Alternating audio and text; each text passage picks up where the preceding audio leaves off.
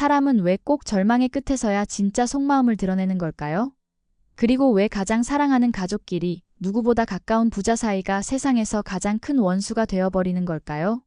드라마 화려한 날들 6화는 결혼식 파국 이후 지혁과 그의 가족, 그리고 친구들 사이의 관계가 완전히 갈라지는 과정을 그려내며 시청자들을 충격 속으로 몰아넣습니다. 결혼식장에서 신부 정보아가 사라진 날 모든 게 무너졌습니다. 나 그 사람에게 가요. 미안해요, 이지혁 씨. 짧은 메시지 하나로 결혼은 산산조각 났습니다. 하객들은 웅성거렸고 신부가 도망갔대. 전에 만났던 남자한테 갔다더라라는 소문은 삽시간에 퍼져나갔습니다. 지혁은 사람들 앞에서 망연자실 서 있었고 결국 성재의 손에 이끌려 예식장을 내려왔습니다. 집으로 돌아온 지혁은 부모님 앞에 무릎을 꿇습니다. 죄송합니다. 어머니, 아버지를 난처하게 만들었어요. 하지만 이 고백은 가족의 마음을 풀어주지 못했습니다. 오히려 더 큰 분노를 불러일으켰죠. 아버지 이상철은 묻습니다. 신부가 예전 남자에게 갔다는 게 사실이냐? 둘이 사귄 게 아니었냐? 지혁은 숨길 수 없었습니다. 사랑해서 한 결혼이 아니었어요. 필요해서 한 겁니다. 보아가 하늘건설의 딸이니까 그래서 결혼을 결심한 겁니다. 그 말은 곧 폭탄이 되어버렸습니다. 이상철은 얼굴이 붉게 달아오릅니다. 이 미친 자식아. 네가 제정신이냐? 사내 자식이 어떻게 조건을 보고 결혼을 해? 네가 우리를 원망해서 그런 거야? 우리가 금수저, 은수저 못 쥐어줬다고? 내 어머니, 아버지가 평생 고생한 게 다 헛수고였다는 거냐? 하지만 지혁은 조금도 물러서지 않습니다. 오히려 단호하게 맞섭니다. 아버지, 전 초라하게 살고 싶지 않았습니다. 제 자식도 그렇게 키우고 싶지 않았고요.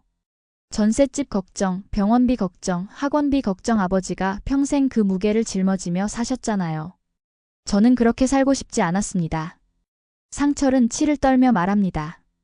그럼 넌 나처럼 살기 싫다고 내 아버지 부정하면서 살아가겠다는 거냐? 지혁은 잠시 눈을 감았다가 조용히 고개를 끄덕입니다. 네.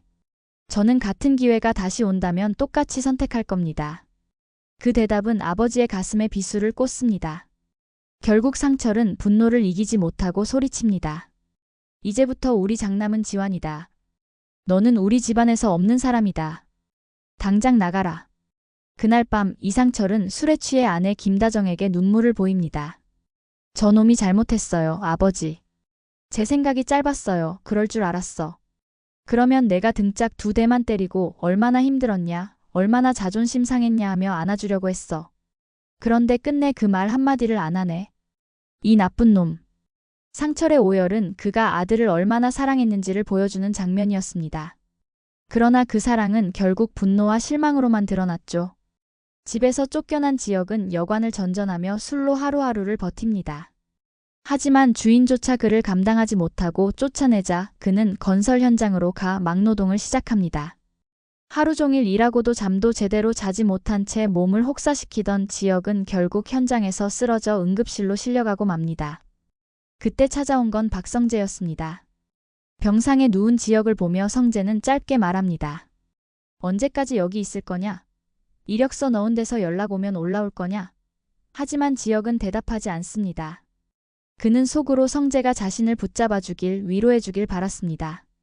힘들었지? 내 잘못 아니야. 같이 집에 가자. 이런 말을 원했지만 성재는 차갑게 말합니다.